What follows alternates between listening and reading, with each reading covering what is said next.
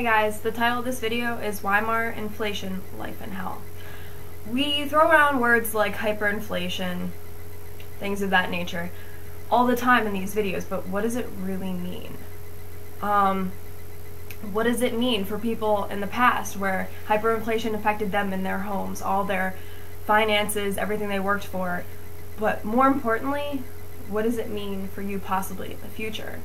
So I guess by looking in the past, we can see more of what can affect us in upcoming years. From 1922 and 1923, the German people suffered under the torture of hyperinflation.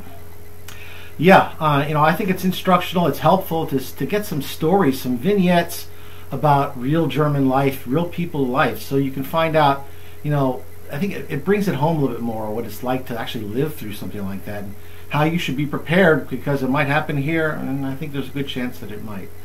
In September 1922, and remember the German hyperinflation in Weimar Republic was from 1922 to 1923. A loaf of bread in September of 1922 cost around 162 or 163 marks.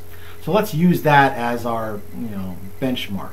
1 year later, in September of 1923, you now needed 1.5 million marks in order to buy that same loaf of bread. A few months later, in November of 1923, you now needed 200 trillion marks to buy that same loaf of bread.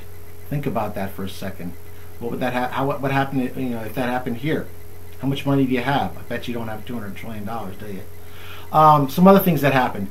People were actually paid hourly late in 1923 because the money was losing value so rapidly that people needed to be paid frequently during the day.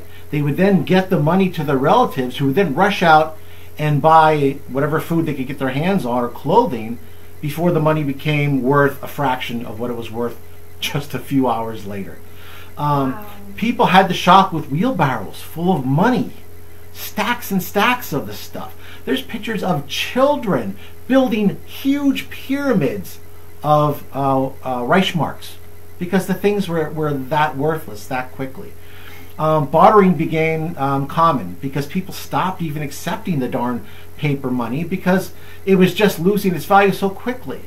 Pensioners, poor old retired people, saw all of their savings and their pensions become absolutely worthless. What once helped you have a respectable life now wasn't enough to even buy a piece of firewood.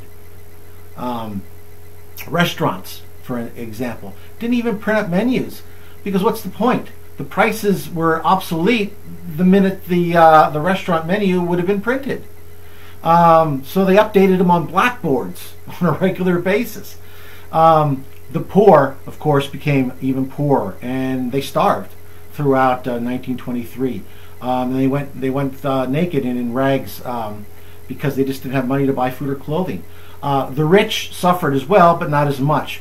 They had property. Now, the value of property really suffered in hyperinflation. And I'm going to talk about that in another video, about how property is not the way to prepare.